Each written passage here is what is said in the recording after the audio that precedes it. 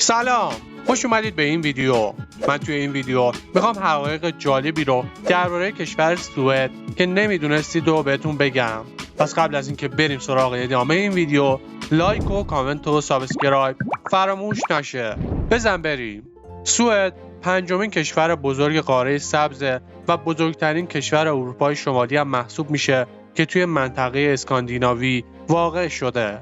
سوئد به لطف موقعیت جغرافیایی خودش یکی از زیباترین کشورهای جهان به شمار میره که کمتر کشوری رو میتونید پیدا کنید که مثل سوئد مناظر زیبایی رو داشته باشه. البته کشور سوئد تنها به زیباییش مشهور نیست و ویژگی‌های مهم دیگه‌ای مثل اقتصاد قدرتمند، آزادی و تنوع فرهنگی بالا، شرایط مناسب برای مهاجرت و غیره توی خودش جا داده.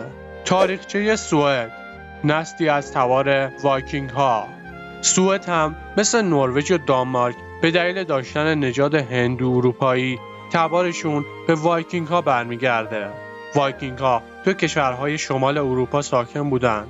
اونها به دلیل جمعیت زیاد و کمبود مواد غذایی به کشورهای زیادی یورش بردن و اونها را غارت کردند. قبایل وایکینگ ها که بعد به اسم نورمن ها هم شناخته شدند، علاوه بر غارت به فتح و تصرف کشورها هم پرداختند. ولی قدمت سوئد به هزاران سال قبل از وایکینگ ها هم برمیگرده.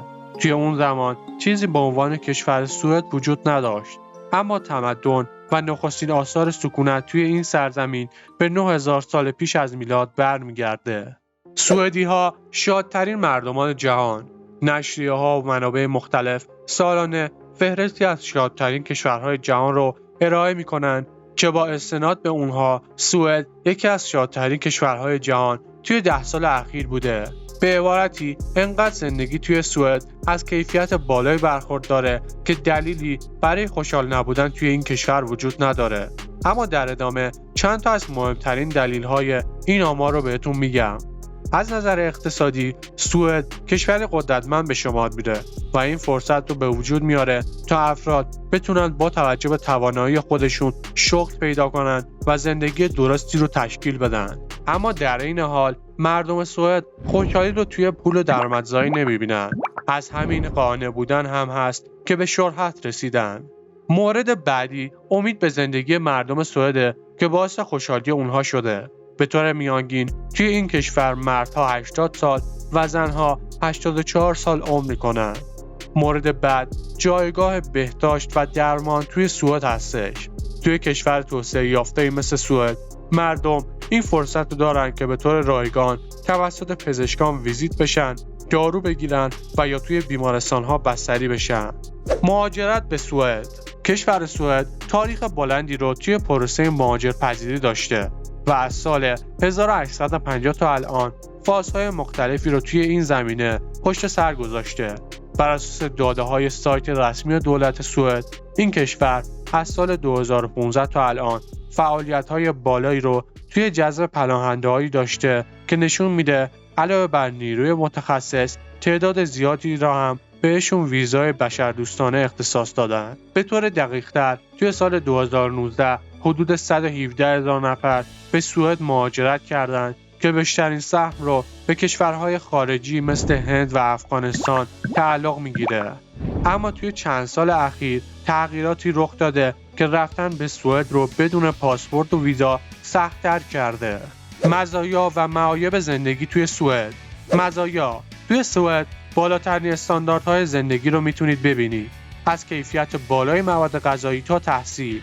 مورد بعدی امنیت بالا و نرخ پایین جرایم. سوئد یکی از تمیزترین کشورهای جهان هم هستش. مراکز تحصیلی توی این کشور از اعتبار بالایی برخوردارند. اما معایب: مالیات بالا. نرخ مالیات بر درآمد توی سوئد با توجه به بازه درآمدی افراد میتونه بسیار زیاد باشه. برای زندگی کردن توی سوئد باید زبان اونها رو یاد بگیری، چون زبان سوئدی بخشی از فرهنگ مردمه. پس برای ارتباط بهتر باید زبان اونها رو یاد بگیری.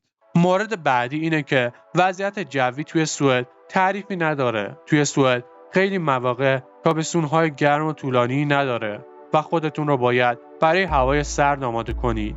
کشور سوئد به چه چیزایی مشهوره؟ فصول سال توی سوئد کمی متفاوته.